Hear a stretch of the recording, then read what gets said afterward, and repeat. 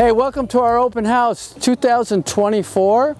It's August 1st and we are looking at some really great breeding from Syngenta. These are Petunia Deco Max Pink. And what's so great about them is they flower and grow extremely fast, have a nice trailing habit, or if it was in the landscape, a prostrate habit, and we really fill up space fast. So we're looking at one of these great big Garcia towers. That's the name of the planter that these petunias are in. And sometimes here at DS Cold Growers we use a lot of new material, but when there's something tried and true like these wild plum from Suntory, they're still great even though they've been around for a number of years. They really fill up these planters so full and so well, and they're so healthy.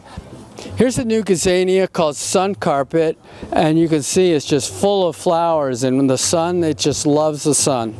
Thunbergia. This was only planted about 8 weeks ago. It's gone crazy.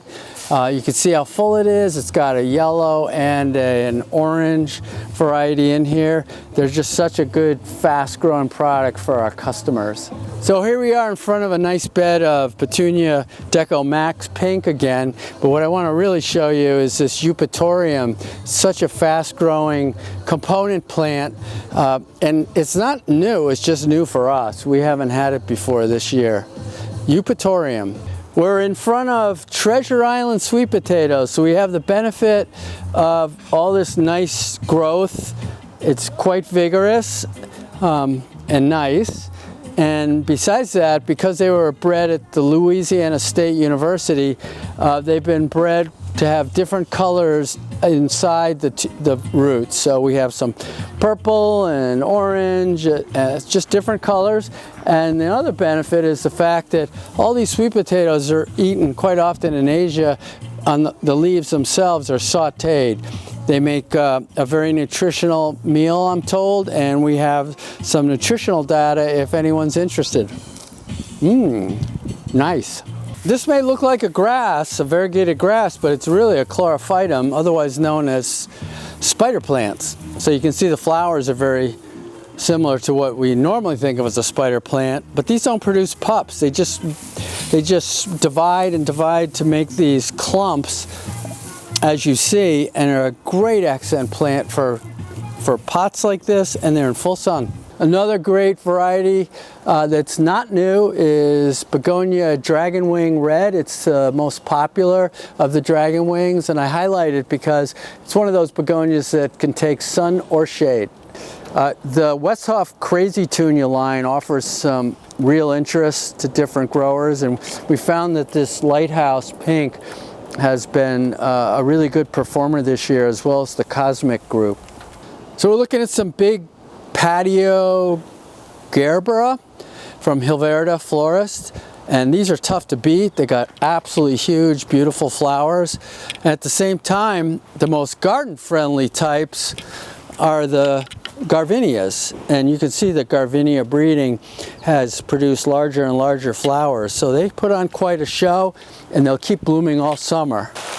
The beauty of this banana, or Musa, is that it was in a small pot about this size last year at this time. We just overwintered it in the back of a greenhouse, and what a monster we got for this year. We're now offering the Streptocarpus Pretty Turtle as a young plant. So here's a plant in a 6-inch pot or 15-centimeter pot. Here's how it looked about a month ago. Okay, but then it's just as pretty in a smaller pot, and as a young plant it takes about 6 weeks to get to be about this size.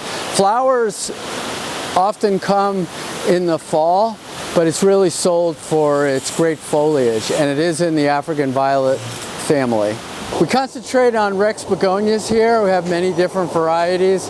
This one looks at first like the old Iron Cross, but you notice it has this brown rim around the edge, and not only does that make it a little special, but as a propagator and a finish grower, this variety will grow much easier and faster than the older style Iron Cross. In my right hand, I've got a Begonia maculata, quite a large one with the flowers, and that's been quite popular for the last few years. We also have the double dot that we brought on this past year, halfway through the season, and it's got a much different habit than the original maculata type.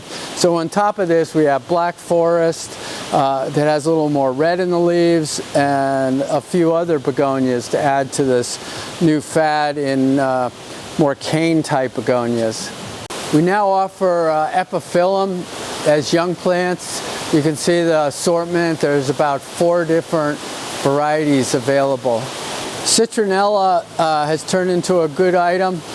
We produce a lot of cuttings from these each winter, and these are stock plants of the real citronella that are so difficult to ship as cuttings, but we keep our own stock plants, mother plants, so that we can make a nice cutting and stick them right away.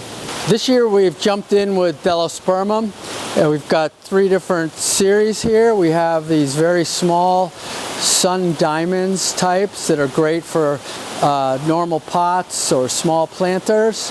We've got Wheels of Wonder, which get much bigger. And we've also got Delospermum Desert Dancers, which have a nice purple flower. It's not very sunny today. They haven't opened completely. And in the spring, the foliage is a deep, deep purple, and the foliage is one of the outstanding features of this plant. We're looking at a new eucalyptus for us anyway, and this is Blue Gum. And Blue Gum happens to be a larger foliage variety, and we picked it because of the intense blueness, I'll call it, of the foliage. Here's a sampling of some of the succulents we offer. Many of these are available as straight varieties, and they're also available as collections, as young plants. Here's a representation of many of the cactus that we carry that are available as young plants, and they're typically sold as a collection. So we're looking at Dischidia, D-I-S-C-H-I-D-I-A, Dischidia, and this is new for us also. You can see the different types of leaves. They're in the Hoya family, and they like to be dry. They like to be drier than Hoyas. Think of them as a succulent. And we will be offering trays of 25, and there are 3 plants in every cell. Many people know about Aphelandra with the yellow flower. Well, this is really cool. This is Aphelandra whitewash. Look how white it is. Isn't that cool? So whether you have a yellow flower or not, it makes a really cool house plant. So here's some bay. You know, it's Laurus. Bay typically comes from seed. It's a long crop. These are quite popular, so this season we'll have bay as young plants. We'll be holding them somewhat cool and getting them bulked up for the winter. Aren't these great? This is Syngenta breeding from cuttings. Unlike their seed-grown Sunfidia, this Sunfidia double is all produced from cuttings for great uniformity, and they're easy to grow. So we're adding a few more Apiaceae to our list this year as liners. So you can see here's 2 varieties. We'll have at least 3 varieties this year, and they can be purchased as a collection of young plants. And stay? Can you stay? Okay. Every year the Canna Canova series gets larger. This year is no exception with the addition of Canna Gold Leopard. Beautiful touches on the leaves, beautiful accents, easy to grow.